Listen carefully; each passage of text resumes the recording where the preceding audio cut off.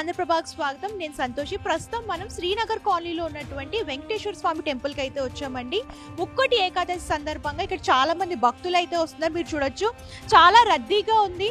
మీరు చూసుకున్నట్లయితే ఉత్తర ద్వార దర్శనం కోసం భక్తులందరూ కూడా ఈ లైన్ లో వేచి ఉంటున్నారు. ఉచిత దర్శనం ఉంటుంది, అలాగే స్పెషల్ దర్శనం కూడా ఏర్పాటు చేశారు.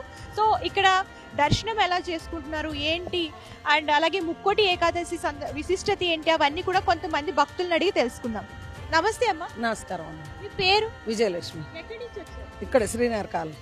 దర్శనం ఎలా జరిగింది? మంచిగా జరిగింది. మేము ఏకంజామున వచ్చాము 2ంటికి. ఆ దర్శనం బాగా జరిగింది. ముక్కోటి ఏకాదశి విశిష్టత ఏంటమ్మా? కోటి ఏకాదశి అంటే ఇక భగవంతుడే, శ్రీమన్నారాయణుడే, సర్వం ఆయనే. ఆయన మన జ్ఞాన ప్రదాత. ఉత్తర ద్వారం అంటే జ్ఞానం ఇస్తారు మనకి. అటు నుంచి మనం దర్శనం చేసుకెళ్తే మనకు వైకుంఠ ప్రాప్తి అని చెబుతున్నారు కదా. వైకుంఠ ప్రాప్తి అంటే తిరుపతిలో జరిగినట్టు కాదు, మన సంసారంలో ఉండే మోక్షం సంపాదించుకోవాలి.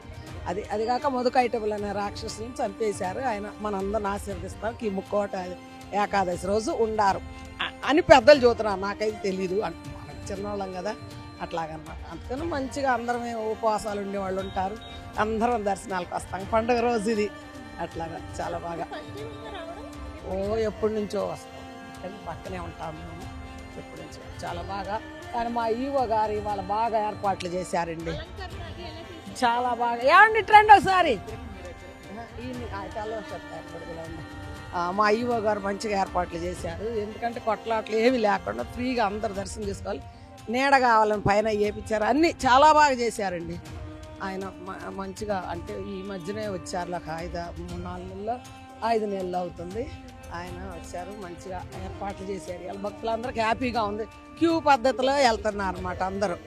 అందరూ క్యూ పద్ధతిగా వెళ్తున్నారు హ్యాపీగా. అది ఇంతకంటే దేవాలయంలో ఏం కావాలి ఇంకా.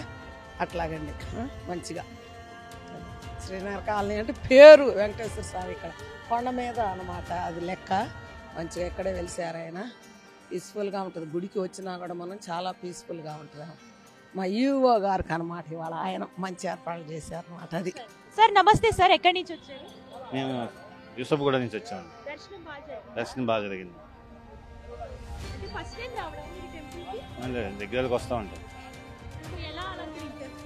స్వామివారు చాలా బాగున్నారండి. చాలా బాగా అయింది దర్శనం.